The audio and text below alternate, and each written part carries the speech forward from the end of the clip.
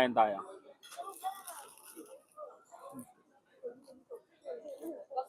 Kain tayo.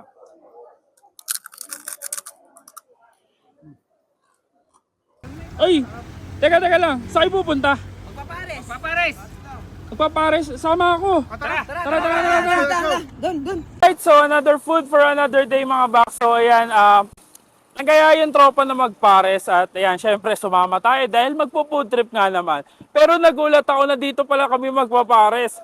So ayan, nandito kami ngayon sa Mr. Pares. Dito lang yan sa Baguio City. So napadayo pa nga kami ng Baguio City para nga lang magpares. So syempre, ano pa bang gagawin na di tara?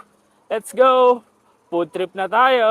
Ngayon nga ay napasama tayo sa tropa dahil nag-aya silang pumood trip ng pares. At di ko naman nakalain na ang paresan na dadayuhin ay sa Baguio City. Dahil di nga nagpahuli ang tropa at talagang dinayo na ang bagong bukas na branch ng Mr. Pares sa Baguio. Ito nga ang pinakamalaking paresan na talagang dinadayo sa Timog, Quezon City at sa Tagaytay City. At ngayon naman pati dito sa Baguio City ay talagang dinudumog at pinipilahan na sila. At dahil nga yan sa kanilang malinis, mura at malalasang food trip na ino-offer at masisigurado mo din na lahat ay bagong luto. Malaki at maaliwalas ang kanilang dining area para sa mga kakain at may malaking parking space para sa mga sasakyan ng kanilang customer.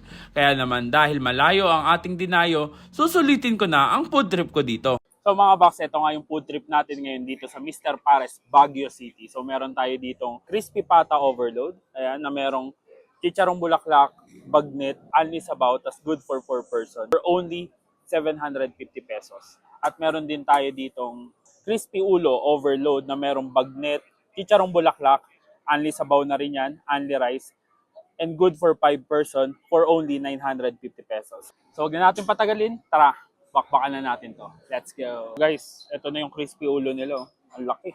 Kain tayo.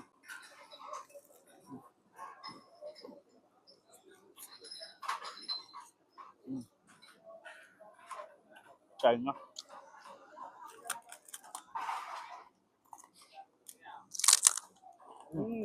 Sarang bulaklak. Sabaw ng pares.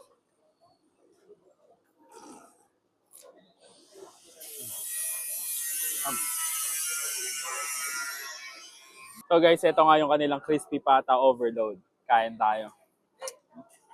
Solid, oh.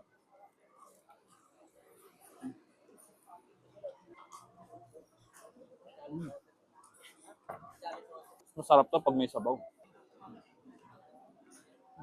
Bayan na rin natin ang kain.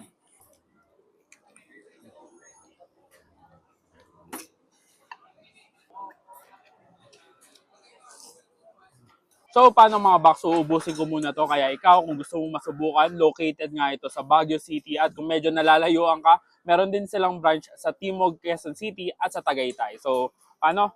Ubusin ko muna to. And kita-kits sa susunod kong dadayuhin kung saan may masarap, mura at kakaibang kainan. And don't forget to eat, ride, and grind.